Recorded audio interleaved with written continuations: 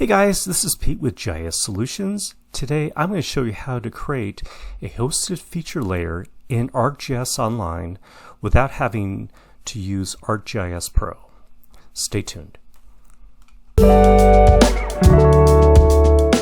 Okay guys, so let's get started. So I've already logged in to my ArcGIS Online account.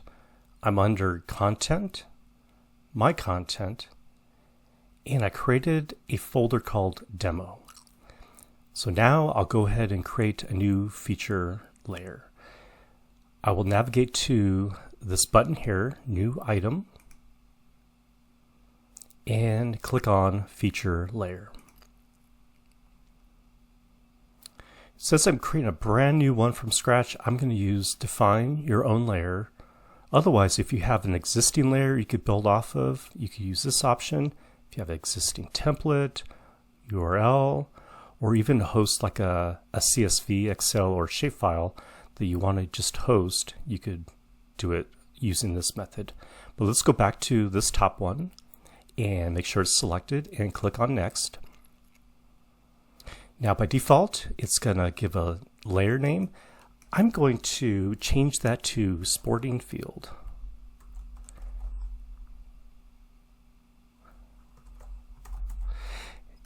Now I'm doing that because what I'm going to do is map out the different fields within a certain sporting complex.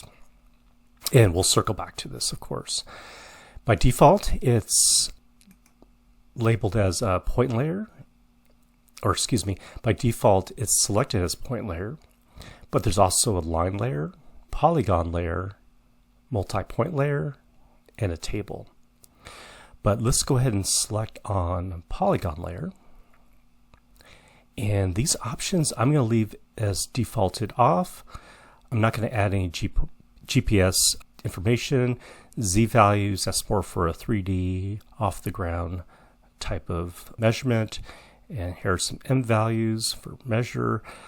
We're not going to use that. So I'm going to click on Next. And again, my title for this feature layer is Sporting Fields. I'm going to go ahead and make sure that this feature layer goes into my demo folder. You can add tags. This is really helpful if you are searching your data set. So I could do something like sporting, perhaps fields. It just all depends on what your data is like. This is a little easier to search for if you have tags. You could add summary, perhaps when the data was created, the source, etc. But I'm going to leave that blank for now. I'm going to click on Save. And it just should only take a few seconds to create the feature layer.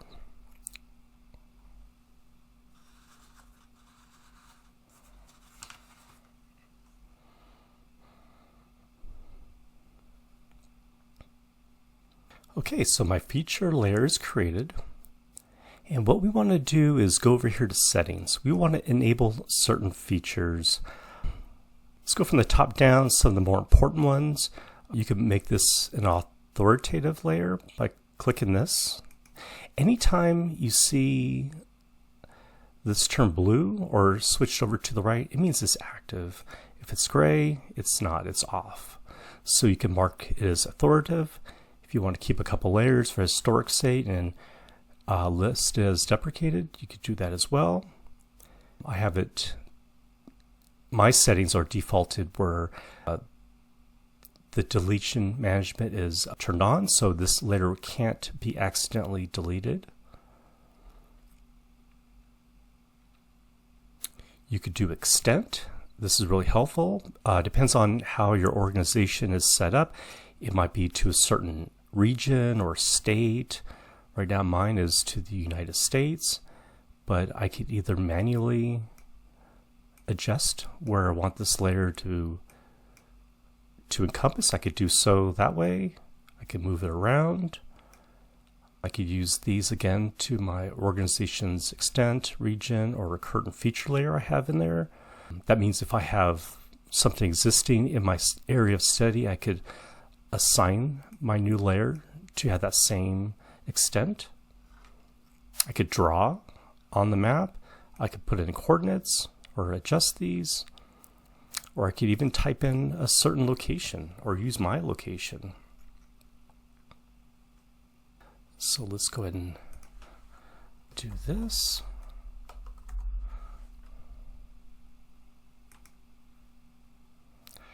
I'm going to use an area right over here. Okay, and it doesn't have to be perfect, it's just giving some extent. And when you're done, go ahead and click on Save. I want to make sure that editing is enabled, which it is. I could keep track of changes if I wanted to, or who edited the feature with the name, date, and time. I can enable sync. I could enable addition, deletion, or updates, either attributes or attributes and geometry. So I have a lot of power over what can be done to this feature layer or not.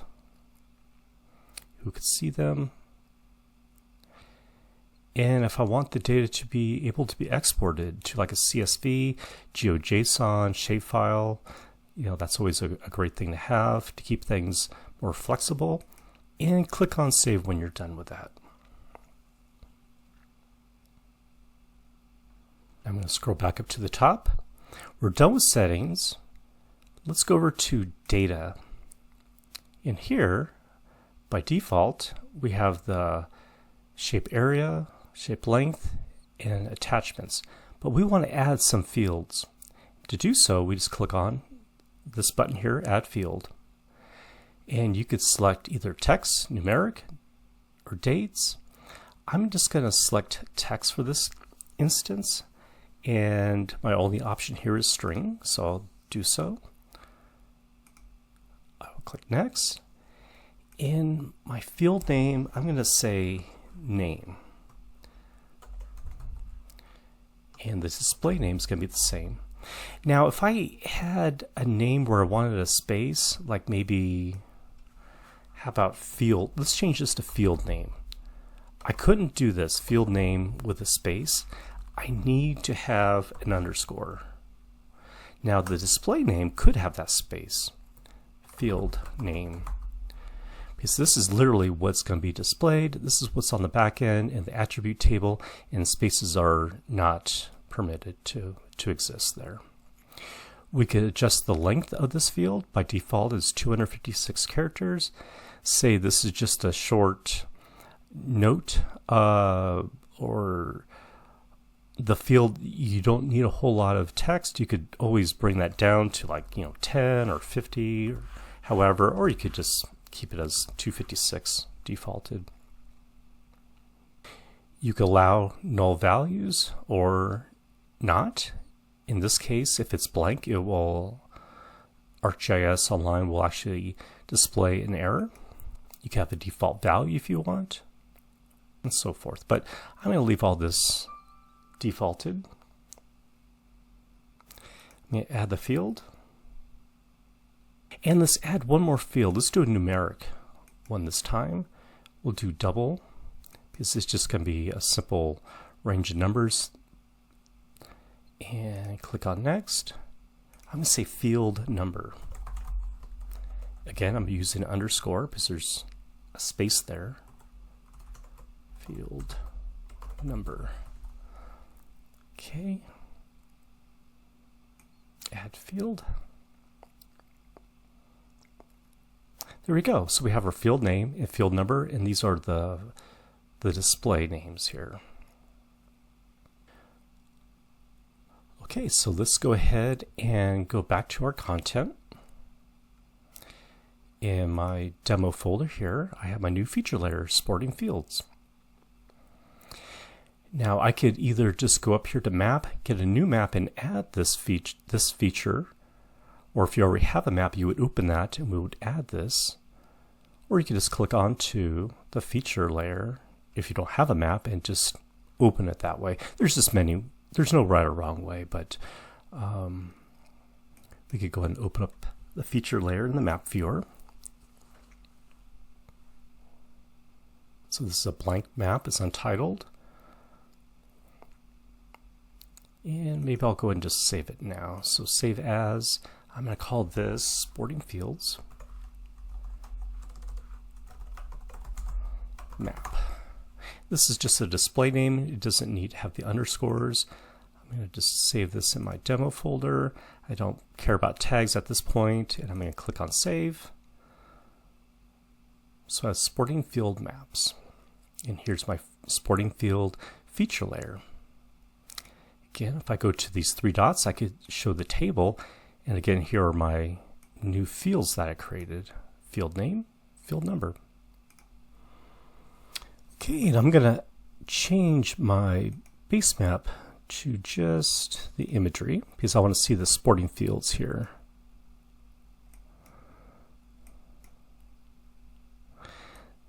Okay, probably not the best quality, but I'll still use this as the example here.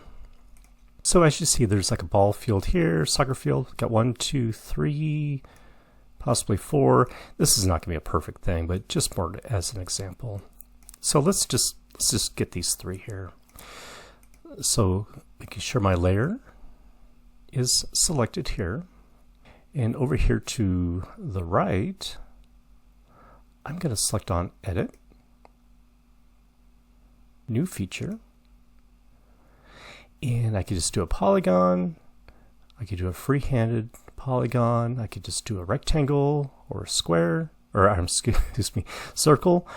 So let's go back and make sure we do a polygon because that's what I want. Yeah, I'm going to start by left-clicking once. I'm just going to draw it out. Double-click when I'm done. So under field name, I'll say soccer field. Maybe this is field number 1.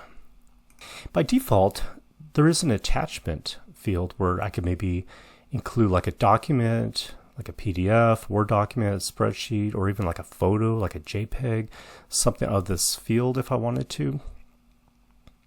Let's go and do another field here. Double click when I'm done.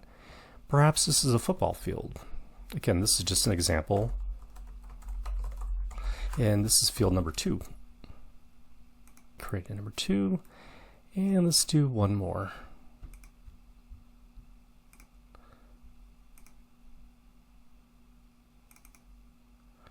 Perhaps this is a lacrosse field. And this is field number 3. Create that. Okay, so if we look at our table, and these could always be adjusted. You could always maybe hide these. So we have our soccer field, football field, lacrosse field, and the number. And we could change the style if we want. So like if we want to color code these by type or by number, we could choose the field that we created. In this case, let's do field name. They could all be the same, which it was initially. These are unique. So I could click back here so they're all one color, or they could be unique by name or type. You could always change these colors if you need to. Go to Style Options. Click onto the symbol color. You could change it. You could increase the transparency, put outline color if you wanted to, darken if you needed to.